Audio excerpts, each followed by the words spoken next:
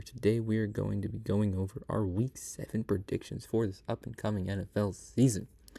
And before we get into these predictions, make sure you guys subscribe. It really helps us a lot, or really helps me a lot over here. So I'd really appreciate if you guys subscribed to the channel. But before we get into the actual predictions, let's take a quick look at our last week's performance.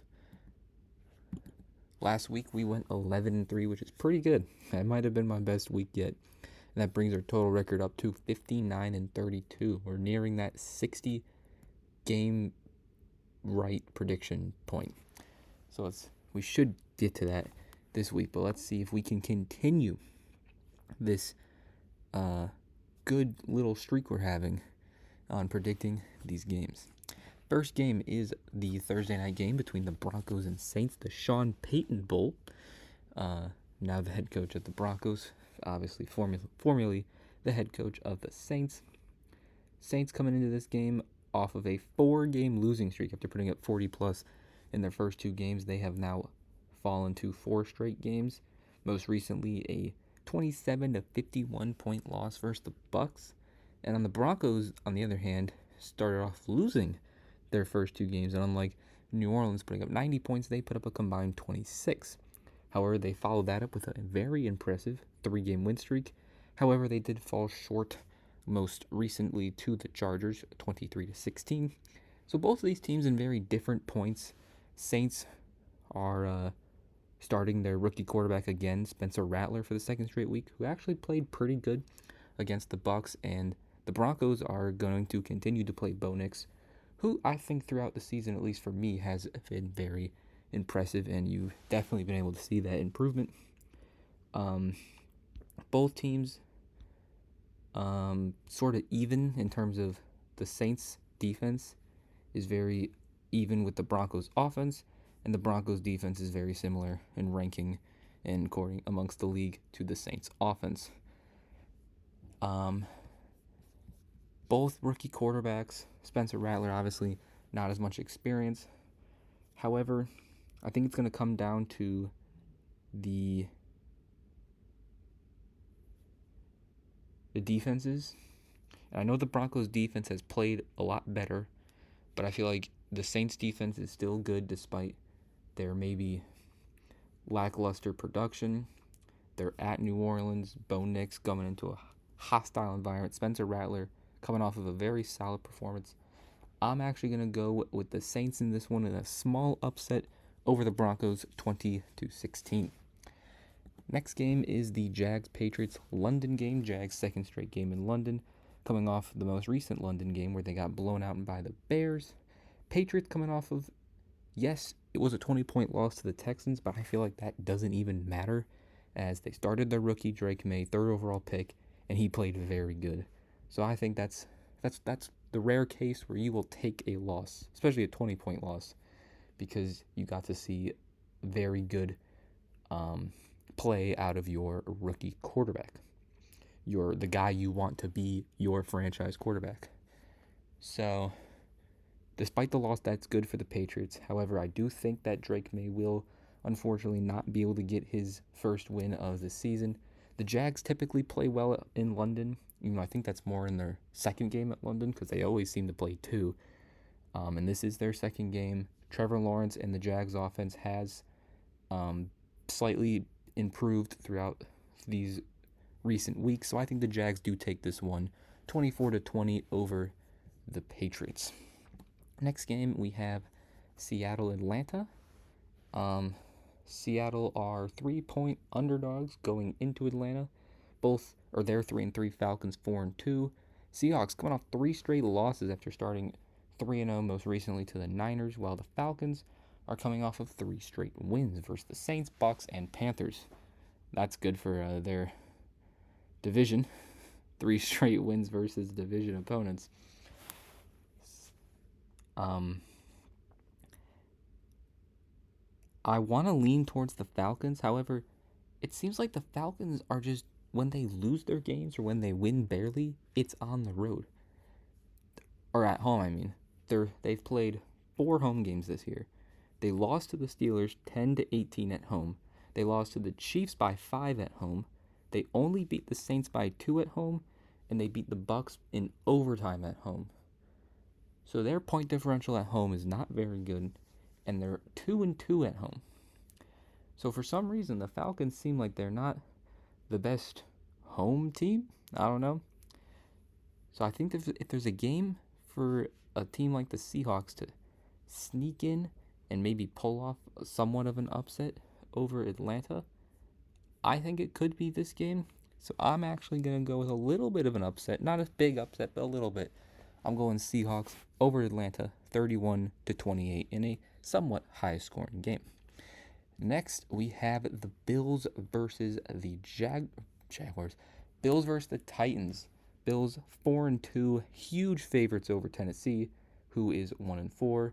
Titans coming off of a close loss to the divisional Colts, and the Bills coming off of a close win on Monday night over the Jets. Overall, this season, the Bills have looked great. They did have that 2-game skid versus the Ravens and Texans. However, overall, they've played very good. Titans, can't say the same. They've been definitely, it's been a rough season for the Titans. They did have that win over the Dolphins. Granted, it's the Dolphins without Tua, but their defense has been very good. You can give them that. However, the Bills' offense has been very good, and the Titans' offense does not match up against the Bills' defense very well. So I think this will be a relatively easy win for the Bills. However, I don't think it will be a blowout. The Bills, kind of like the Bills play close games a lot. Like, they beat the Cardinals by 6. They did blow out the Dolphins and Jags, but they lost to the Texans by 3. They beat the Jets by 3. So I don't think they'll win by a blowout by any means, but I do think the Bills will win this one 27-20 over the Tennessee Titans. Next game, division game between the 2-4 Bengals and the 1-5 Browns. Bengals coming off of a Sunday night win over the Giants, and the Browns coming off of a loss to the Eagles, as well as a 4-game losing streak. The Browns just haven't looked good. We know the Bengals had their usual bad start, then it got a little bit worse than bad, but they did pick it up, and they have won 2 of their last 3. Again, their wins not against the best teams in the Panthers and Giants, but they still won 2 of their last 3. Their defense against the Giants did step up. And actually, their defense only allows 2 more points per game than the Browns' defense, which is kind of surprising to me. And the Browns' offense is not good, and that helped the Bengals beat the Giants. When they played a bad offense, their defense was able to hold the Giants and let the Bengals' offense do enough. And I think that's going to be the case in this game as well. So I think the Browns lose this one to the Bengals 24-16. Next game is a pretty good one. One of the top matchups of the week. We have the Houston Texans 5-1 taking on the 4-2 Green Bay Packers.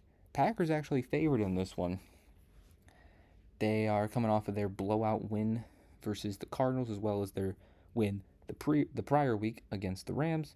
Texans coming off a 3-game win streak against, the Jags. Bills, which is a great win, and then the Patriots, but still 3-game win streak for the Texans. Their offense has been very good, not great. I think that's why maybe we're not talking about the Texans as much as maybe we did last year, and Stroud's not this rookie phenom anymore. He's just a really good quarterback.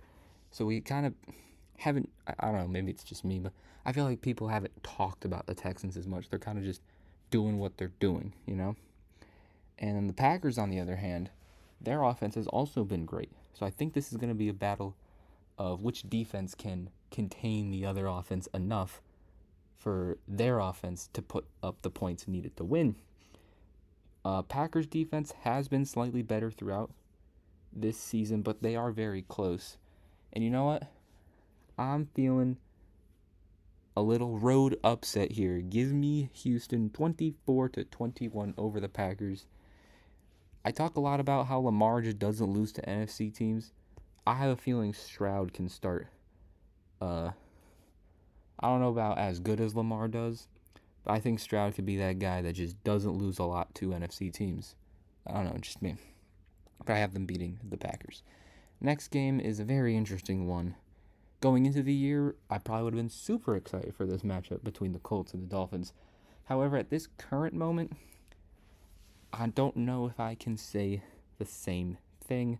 The Colts have just been an average team, average in points scored, average in points allowed, while the Dolphins have been definitely on the bottom, at least offensively. Their offense has been awful with Tua not playing.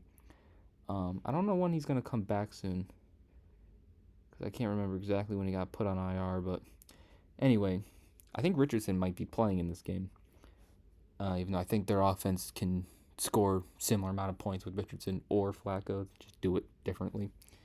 I don't think the Dolphins obviously aren't very good. Colts, I think, are good enough to at least beat the Dolphins in this game, so I'm gonna go with the Colts winning 20-14 over Miami.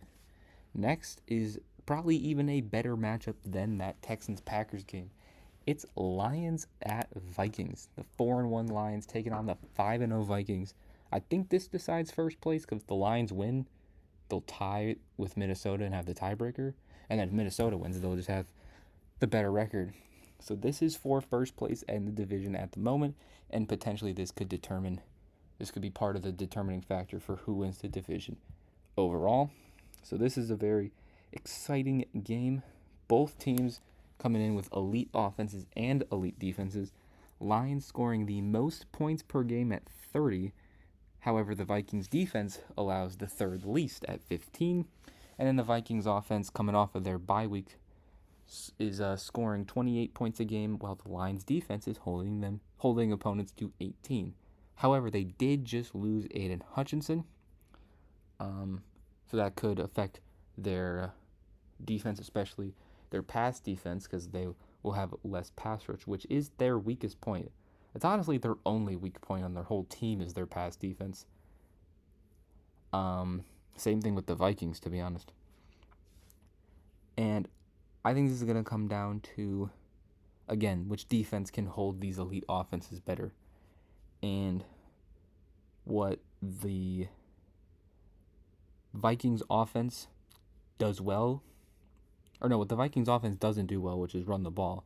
And the Lions have a great run defense. And when you look on the other side of the ball, the Lions have one of the better passing teams in the league, as well as rushing. However, the Vikings have a great run defense, but their despite their great defense, all these sacks, everything Brian Flores has done, their pass defense is still not very great, at least in terms of like the secondary. And I think this is where, because I think this is going to be a high-scoring game, and I think since the Vikings don't have that pass defense to stop the Lions' passing game, I think that is going to be what gives the Lions the edge in this high-scoring game, and I think the Lions win this one 31-27 over the Vikings. Next, another divisional game. Just got off talking about Vikings-Lions. Now we have Eagles-Giants. Eagles 3-point favorites going into this one. This game, honestly, is a coin toss to me. The Giants have been sneaky this year. They've been competitive in every game they played in outside of the Vikings. And their losses came to the Commanders, who are one of the better teams. The Cowboys, who, I don't know how to analyze the Cowboys. And the Bengals, who normally are really good. And then their wins came against the Seahawks and Browns. So the Giants have been relatively competitive in most of their games. And the Eagles, I know they just got A.J. Brown back, which made their offense look completely different. However, the Giants' defense is not bad either. And the Eagles always seem to play in a lot of close games. They beat the Packers by 5. They lost to the Falcons by 1. Beat the Saints by 3. They did lose to the Bucs by 17, but then they beat the Browns by 4. And I think if you're going to play the Giants in a close game, obviously that's when you can lose if it's in a close game. But I feel like a division game with the Giants, given how competitive and how close their games have been, I feel like that gives the Giants a chance. And I always like to pick one upset. And so this is one big upset. And I think, although 3-point spread, I think this is a big upset. So my upset of the week will be the Giants winning 21-20 over the Eagles. Next game we have is the Rams over the Raiders. Raiders obviously just coming off of trading away Davante Adams. And the Raiders overall this season just haven't been good. However, they do have one more win than the Rams. Granted, the Rams did have a bye week. Although they still have Kyren Williams, they still have Stafford, and Cooper Kupp, I'm pretty sure, is on track to play this game. And they're probably going to get Puka soon as well. So the Rams could be getting healthy and could be maybe getting some wins here down the stretch to maybe fight for a wild card spot. Even though this NFC West division isn't that like it's kind of wide, it's kind of open. So we'll see. But for this game, I don't think this game will be particularly close. I know the Rams haven't played well, but neither have the Raiders. The Rams are still a good team, still good players, good coaching. They're going to get Cooper Kupp back. I think Kyren Williams will have a great game. I'm hoping he has a great game. So I actually have this game as my lock of the week. I don't think the Raiders even have a chance personally. So I'm going to go with the Rams winning this one 27-17 over the Raiders. Next, we have Panthers-Commanders now. Commanders come into this game as 8-point favorites. Panthers coming off of... Now, the end score was a big loss to the Falcons, but they had a chance to tie that game late, so I don't think it was a blowout loss by any means. That was kind of like garbage time. Or the garbage time. The differential in that game was a lot worse than what it actually was. It was a close game for the most part. And then the Commanders coming off of a tough, close loss to the Ravens, which you can't blame them too much. The Ravens are arguably a top 3 team in the league. Commanders have one of the best offenses in football. Panthers have one of the worst defenses in football. And on the other side of the ball, the Commanders' defense is below average, and the Panthers' offense is below average as well. Now, I feel like when the Panthers play a team, they're going to give up points no matter what. However, when they play a team that has a bad or relatively bad subpar defense, I feel like they can stay in the game relatively. Like, it's not going to be a blowout. Because their offense, as of recent, is good enough to score against a bad defense or subpar defense, which I think the Commanders are a below average defense. So I do think the Panthers offense will be able to score points to, at least at the beginning, make it look close. However, I don't think it will be close. I just think it won't be this insane blowout. However, I do have the Commanders winning relatively easily, 34-24 over the Panthers. And I could see this game at the end of the third quarter, the score being 27-21, with the Panthers having the ball, and then the score ends up being 34-24. But I have the Commanders over the Panthers. Next game, Super Bowl rematch, Chiefs-Niners. Chiefs coming off of a bye week, actually, 5-0, and the Niners coming off of a very good, impressive win over the Seahawks on, I think, Thursday night. That's what it was. Both teams evenly matched. The Chiefs' offense and the Niners' defense are similar, and the Chiefs' defense and the Niners' offense are similar. And I really don't know how to pick this game. I feel like this is a coin toss game. But honestly, I'm going to give the edge to the Chiefs because they've started to get Kelsey more involved. He's playing better. And I think it's also that bye week. Teams coming off bye week, they play a little bit better, I feel like, most times. So I'm going to give the nod to the Chiefs winning 24-20, but honestly, I don't really know who's going to win this game. Next, we have Davante Adams' debut as a member of the New York Jets taking on the Pittsburgh Steelers. And we also have to bring up that it's Russell Wilson's debut as a Pittsburgh Steeler, most likely, I think. So we got 2 veterans playing for their new teams for the first time.